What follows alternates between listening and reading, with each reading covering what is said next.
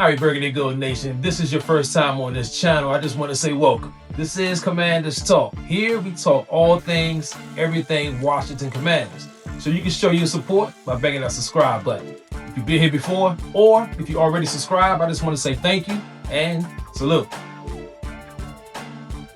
All right, Burgundy Gold Nation, this is Commanders Talk, and it's your boy, T-May, and I'm back in the building. Yeah, the Commanders fell last night in overtime. It was a hell of a game. They fought to the bitter end, but they lost the game last night to the Denver Broncos, man. And listen, man, I got to be proud of them boys the way they played last night. They played a hell of a game. It came out on the short end of the stick, but hey, all in all, those boys played well. And before we get into my takeaways of this game, there's a couple of things I want to talk about. I want to talk about our offensive line, man. Our offensive line has been playing great in the last few games. Our right tackle, our first round pick, he's coming around, man. Lermy Tunsil is legit. The big lumberjack is back. Big Sam Cosme, man, he's doing his thing, man. The left guard, man, Chris Paul, he's balling out for the burgundy and gold, man. And our offensive line is something to be proud of, and it's something to watch out for. And it's a building block for next season, man. This offensive line is actually trending upwards too. Right now, they got us ranked 14th. As you can see right here, they got us ranked 14th, our offensive line. And I'm telling you, man, that's number 14 with a bullet. This offensive line is trending upward, man. And that's a good sign for the burgundy and gold, because we all know it starts up front. Yeah, it starts up front. And the fact that we got a franchise left tackle, we got an up-and-coming right tackle, we got some hell of some guards in the inside, and the center is decent. Hey, it all starts right there. That's where it starts on your offense. And we got a good offensive line, I'm telling you. And I'm happy to see those boys play. Them boys balled out last night. We're going to talk about that soon. Them boys balled out against the Broncos. And the Broncos defensive line, probably the best defensive front in the NFL. And our offensive line handled them. Yeah, they handled them with no problem. So you got to give props to the offensive line, man. Those boys have been playing hard the last few weeks, man. You got to give them their props, no doubt about it.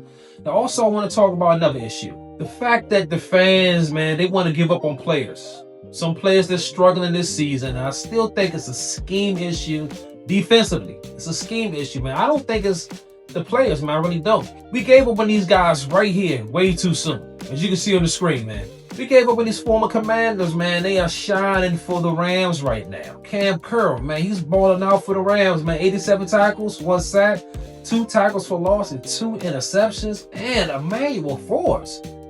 Yeah, he was trash when he was here. But at the same time, I think that was a scheme issue. Emmanuel Forbes actually playing. Now, I'm not saying he's a shutdown corner. I'm not saying that. But the boy is playing some ball right now for the Rams. He's playing much better than Marshawn Lattimore was playing for us.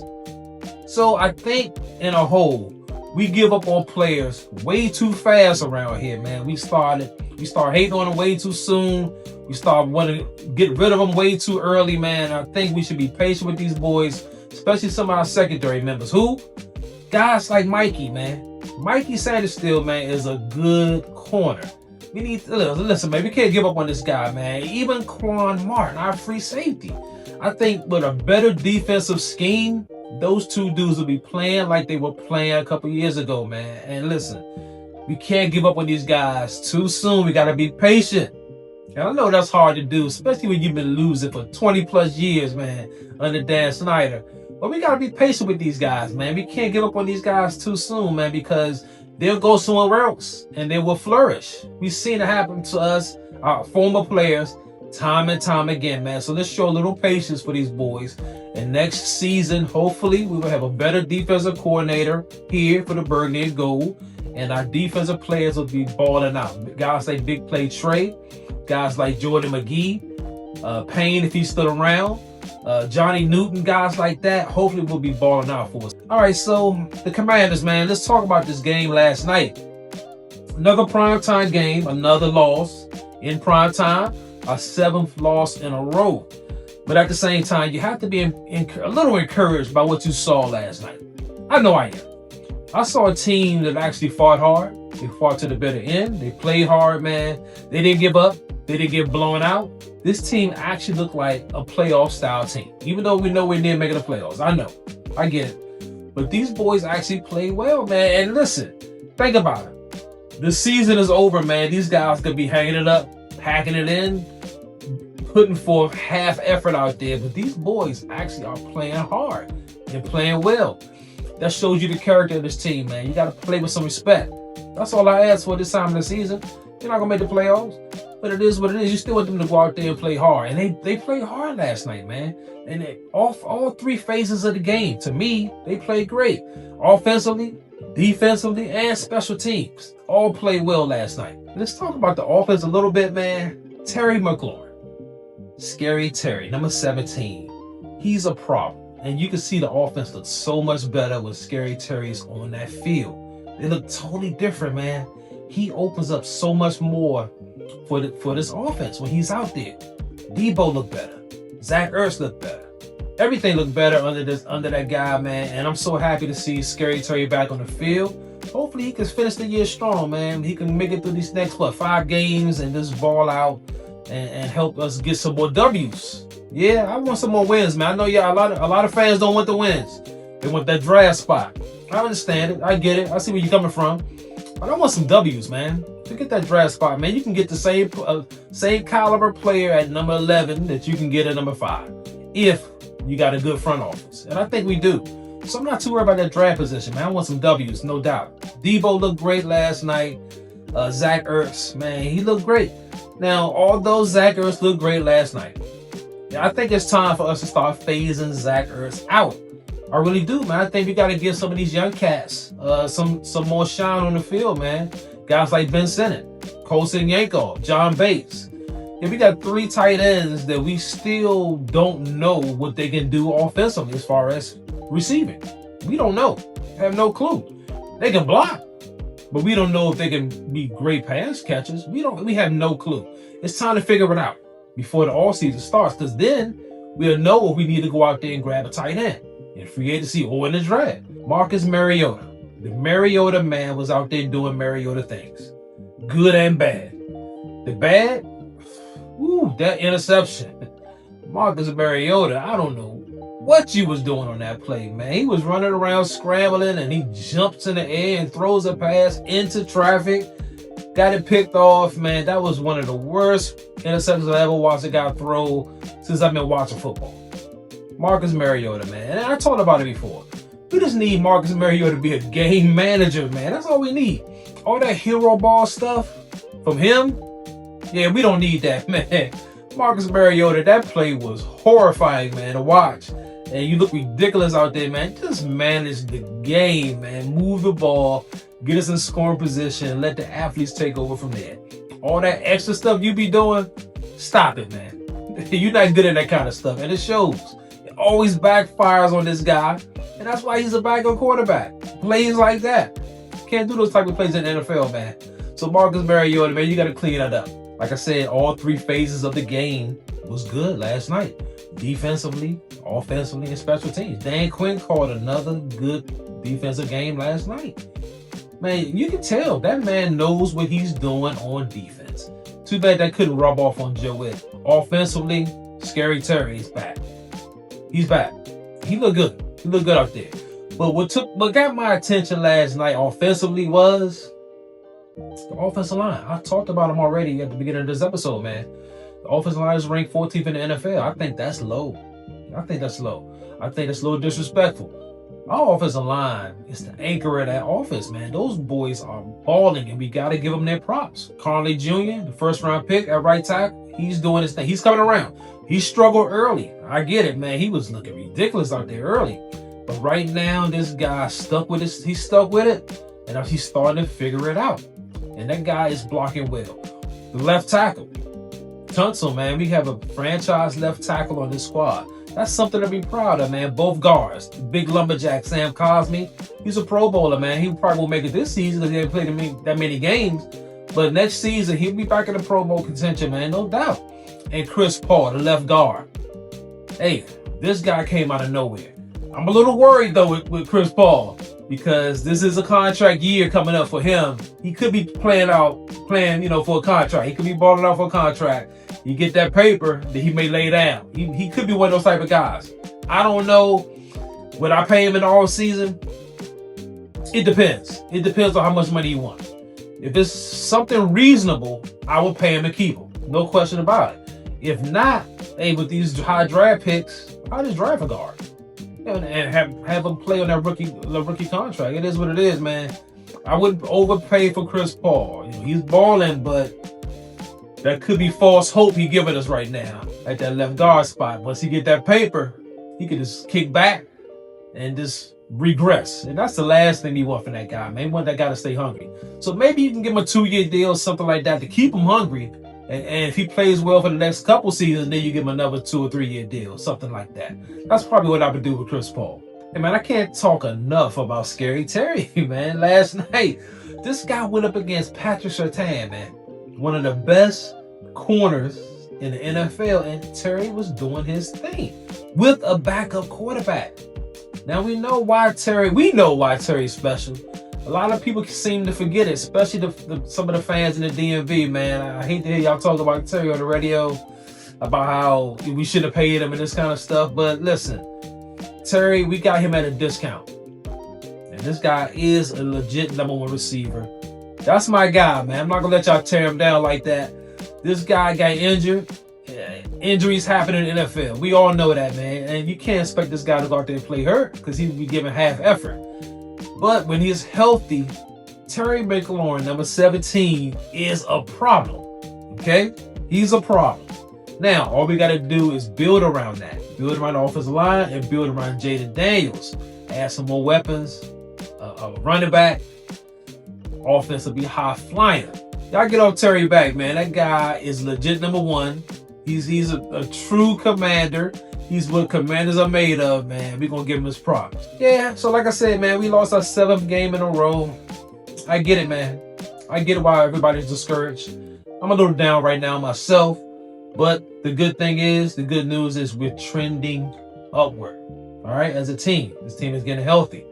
Guys are coming back, and we're going to finish this season strong. We're going to win some more games. You know, forget that draft tankathon stuff. That's loser talk. We don't care about that around here, man. We want to win some games.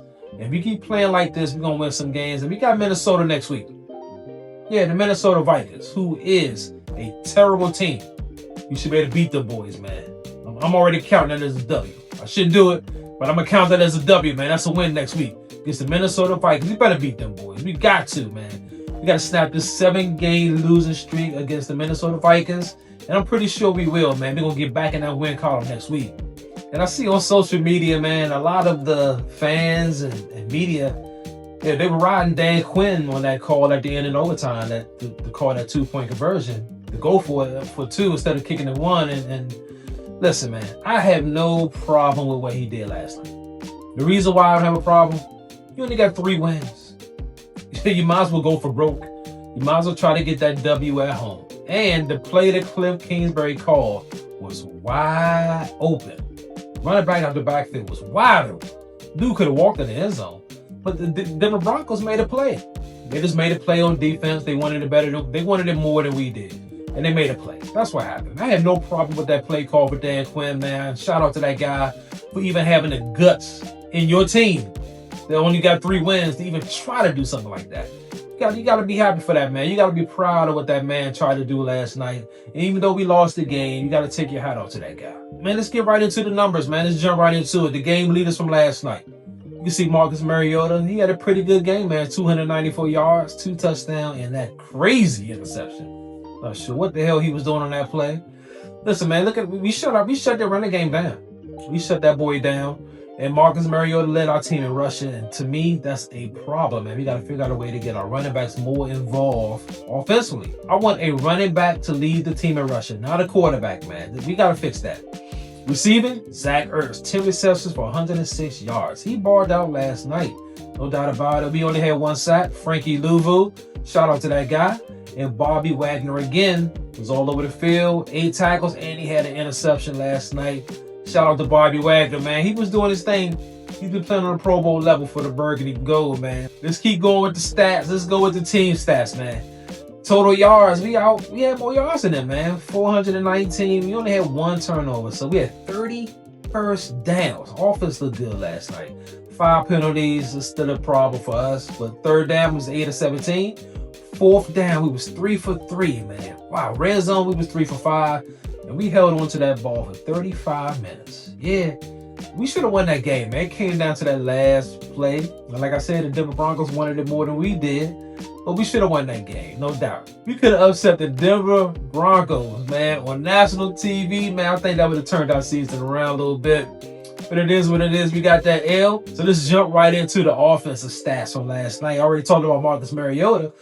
And Marcus Mariota rushing. He led the team in rushing. But look at these other guys, man. Chris Rodriguez, 41 yards. But he almost averaged 4 yards a carry, man. He had a touchdown last night. Jeremy Nichols, 6 for 30. Averaged 5 yards a carry. That's what you want. I get it. Bill, 4 for 20. Man, let's keep going with the offensive stats, man. Receiving. Zach Ertz, 10 for 106. My man, Scary Terry was back in the building. 7 receptions for 96 yards and that touchdown. And Terry was doing his thing, man. Debo, 5 for 64. Debo, man, I love Debo. So I hope they bring Debo back next year, man. I love Debo. Colson Yankov had 1 reception, 14 yards. John Bates, 2 for 9. Traylon Burks, 1 for 5. But did you see that touchdown catch that boy had last night? Man, that's got to be the catch of the year. It's got to be the catch of the year. That boy went up with the one hand. He did the Odell Beckham in the end zone, man. I jumped out of my seat on that one. Listen, man, that guy deserves to come back next season. You can better bring him back. Because if he can stay healthy, that dude is a problem. Man, let's keep going with the stats, man. Let's go right into the defensive stats of this game. As you can see, I already talked about Bobby Wagner, man. Bobby Wagner balled out last night. Of course, another 8 tackles. 1 pass deflection, had an interception last night. He was doing his thing. Mikey. Man, Mikey had a big hit on the sideline, man. He laid the wood on some dude. The dude coming out of the backfield.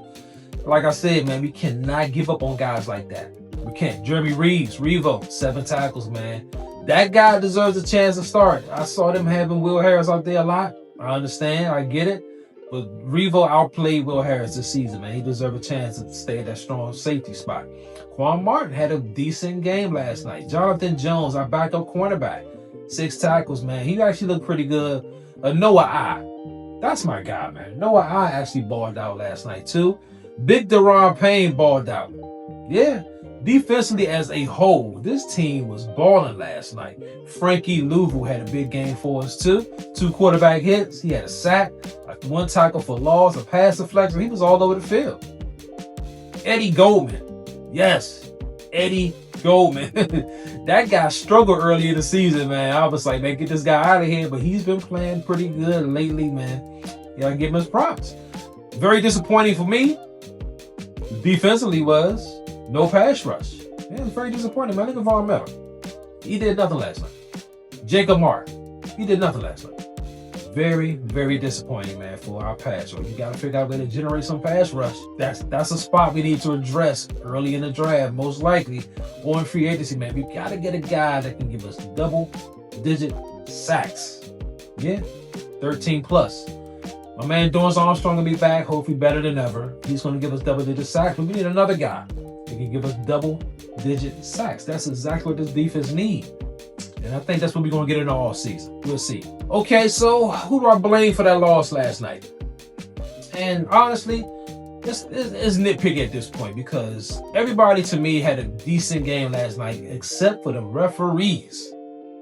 Man, the referees were trash last night. I'm not sure why we keep getting these trash referees. I understand why. We only got 3 wins. The good teams get the good reps. We get the guys that work at Home Depot part-time and then referee on weekends. We get those dudes, man, and they are terrible. Man, the referees get 50% of this blame for this loss, man. No Bill, that's 30%, man. We got to get Bill more involved. I think if Bill was more involved, Bill is someone you can be scared of on defense. He is. But he don't get those touches. I'm not sure why. I don't know what's going on with Bill. The Commanders get 30% of that blame. 20% goes to Marcus Mariota. Yeah, he had a good game offensively, but that interception, I can't stop thinking about that interception. He get 20% just on that interception alone. I'm not sure what he was doing on that play, man. Marcus Mariota. I'm going to have to go back and watch that play again just for laughs, man, because it was funny. A jump throw interception. A jump pass interception. Whew. Wow. Incredible, man. All right, so let's give out some game balls, man. You know how we do it on Commanders Talk. Who get them game balls? First up, I got to give one to my man, Scary Terry. Number 17 was back in the building and was very effective, man. Offense looked totally different with that guy out there. I love Scary Terry, man. He deserves a game ball from last night. Of course, Zach Ertz with those 10 receptions of 106 yards. Yeah, he was making some big-time catches. Big-time catches last night. He deserved a game ball. And Traylon Burks, man, with that one-handed catch in the end zone to Odell. Because that guy right there, his size and the way he catches balls like that, he deserves more playing time, no doubt about it. So you know how we do it on Commanders Talk. Yeah, you know how we do it. You get them game balls, but also we give out them trash can awards. Yeah, we do. That's what we do on here. Now, this is the list you don't want to be on. You don't want to be on the trash can award list. And we got 2 nominees tonight. Yeah, we got 2 of them. Von Miller. Come on down, man. You get that first trash can award because Von Miller has been trash all season. He hasn't done anything for the Bird and Gold. We picked him up late. He cannot get pressure. He gets you them layup sacks, but he is no threat out there on that edge, man. We got to figure out how to fix this in all season. And also Jacob Martin last night. No pressure from that guy. 0 pressure. He gets a trash can award for me, man. Jacob Martin, come on down, man. You get a trash can award for that performance last night. No sacks. Nothing. No pressure. No quarterback hits. You did nothing last night. And you look awful, man. Look awful out there. Let's take a quick spin around the NFC East. The Eagles, they lost another one. They're coming apart at the seams, man. This was our year to win that NFC East. Knock off the Eagles from that throne. We failed to do so, but that's okay, man, because they fizzling out right now. I'm happy to see it, man. They lost to the Bears 24-15. The Cowboys, I'm not sure how the hell they beat the Chiefs, man. I hate watching that game, man. They beat the Chiefs 31-28. Chiefs, I don't know what they do, man. They about to miss the playoffs, too. The first time in, 10 years? That's insane, man.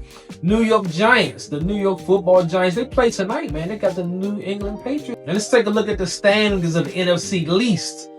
Yeah, the Eagles fell to 8-4, man. They still in first place, though. The Cowboys won. That pulls them to 6-5-1. They still not in the playoffs for the Cowboy haters. Watching the Commanders fall to 3-9. Yeah, 3-9, man. That's a big difference from what we were last year. This is insane, but it is what it is. And the New York football Giants, they're 2-10. They play tonight, and most likely they're going to be 2-11. Yeah, this is the NFC least. Besides the Eagles, man, I thought this would be one of the strongest divisions in football this year. Nah, it ain't that. Far from it. One of the worst. So with that L last night, we got to stay on top of our draft position. We have to. We can't look forward to the playoffs. We got to pay attention to the draft order, man. Where do we fall right now? As you can see right here, man, we will be picking 6 if the draft was held now. Yeah, number 6. And we might improve on that, man. I think we're going to get the Vikings next week, but besides the Vikings, it's going to be dire, man. We got the Giants again, but the Giants actually ball out. They can put up some points, too. Yeah, they put up some points, man. So that's not a gimme. That's not a layup. Yeah, shoot, the Vikings is not a layup next week. That is not a layup. Hopefully we can get some of them W's, though. We need some more W's, man. We're going to end the season on a proud note. Burgundy and gold, man. We're going to be proud this season, man. We're not going to let this get us down. We're going to win some more games. Forget that tankathon stuff, man. That's for suckers. We don't do that on this channel. I said it before. That's not what we do. We want some W. All right, Burgundy and Gold Nation. That's the end of this episode, man. I appreciate y'all for chiming in. Man, get in that comment section. Let me know. How disappointed are you in this season? Man, I'm really disappointed, but hey, it's going to get better. I'm not too worried about it. Also, if you could bang the like button, bang the notification bell, man, please subscribe. This channel needs your support. And if you made it to the end of this episode, salute.